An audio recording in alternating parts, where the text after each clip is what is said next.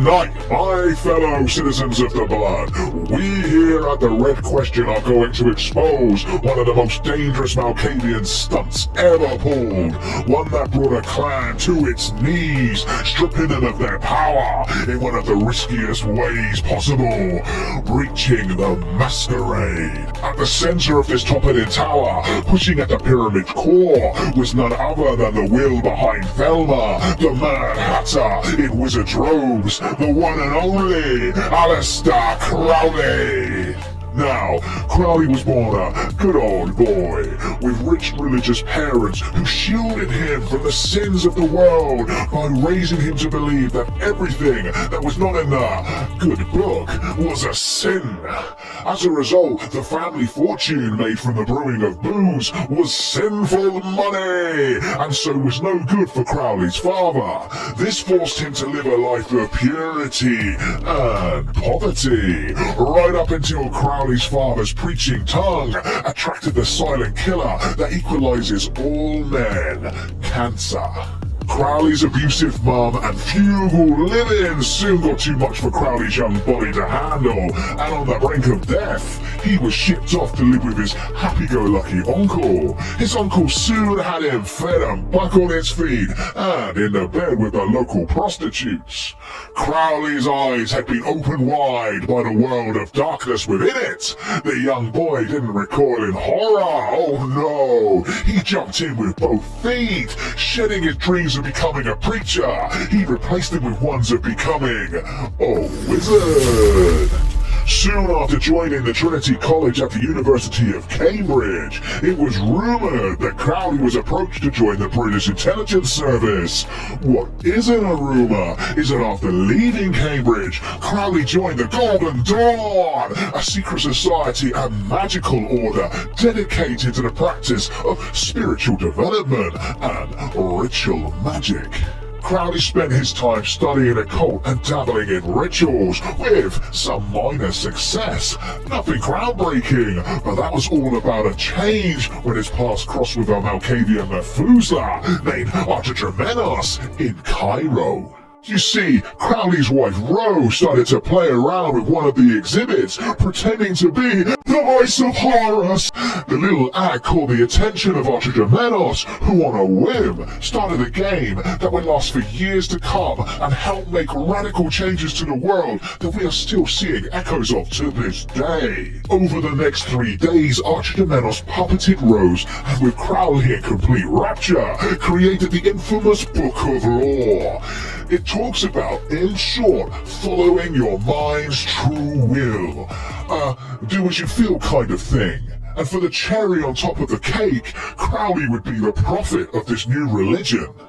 Now, Crowley came running back to the Order of Golden Dawn with his new book in hand and started to regale his fellow scholars with tales of his encounters in Cairo and his newfound faith.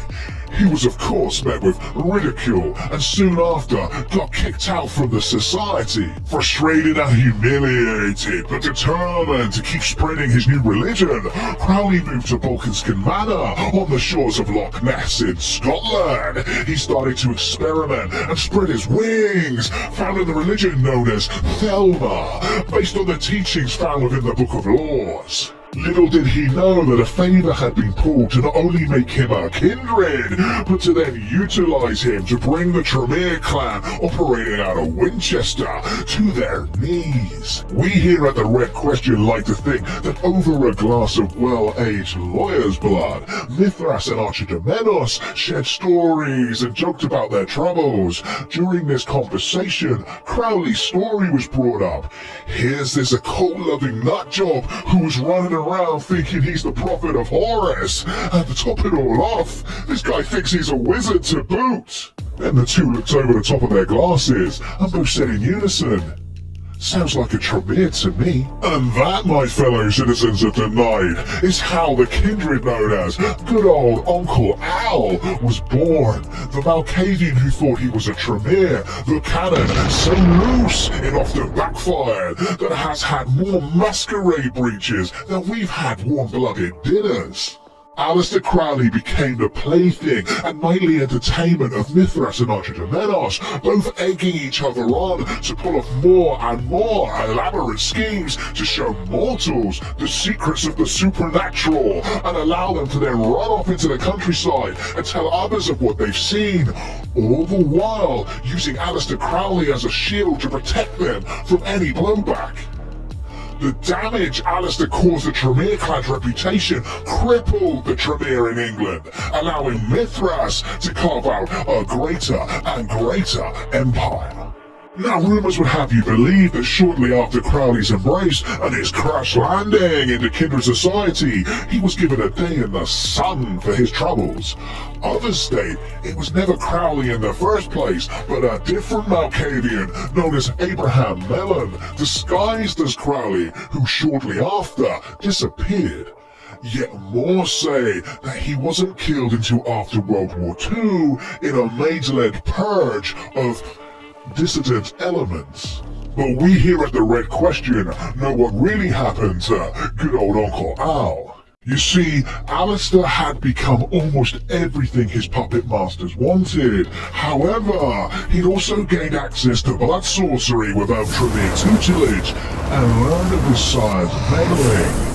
So using all of his power at his disposal, he took his sire out. Crowley drank Archimedes dry and didn't stop until he consumed his soul. Well, that was too much for Mithras. His joke had spiraled out of control and he was becoming a real threat to his power. Mithras had to take action, but he'd invested too much time and energy just to dispose of him, so only one solution remained. Crowley became a permanent resident in one of Mithras's hidden vaults, locked away and forgotten about, a plaything to be brought out if the Tremere ever became too unruly again.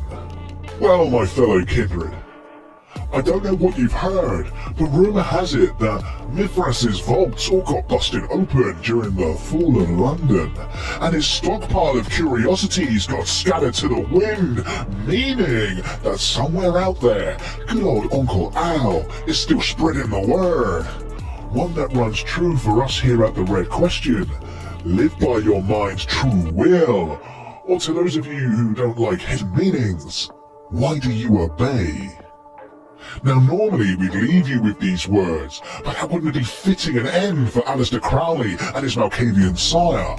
Though Crowley was a figure of absolute evil to the establishment of the day and may have been definitely involved in some weird stuff, the influence of his work is undeniable. The Beatles featured him on the cover of Sgt. Pepper's Lonely Hearts Club Band. Led Zeppelin inscribed Do What Thou Wilt on the vinyl of their third album. Even David Bowie and Ozzy Osbourne talk about him in their music. He influenced Wicca, and some of the organizations Crowley was associated with still persist to this day. The free love philosophy of the 60s also owes some credit to Crowley. The impact of these kindred on mortal society is undeniable, and the power of a Malkavian when they put their mind to something is a force to be feared. We feel it's more fitting to leave you tonight with an extract from the Book of Law. Do what thou wilt shall be the whole of the law. The joy of life consists in the exercise of one's energies, continual growth, constant change, the enjoyment of every new experience. To stop means simply to die. Sleep well, my fellow kindred.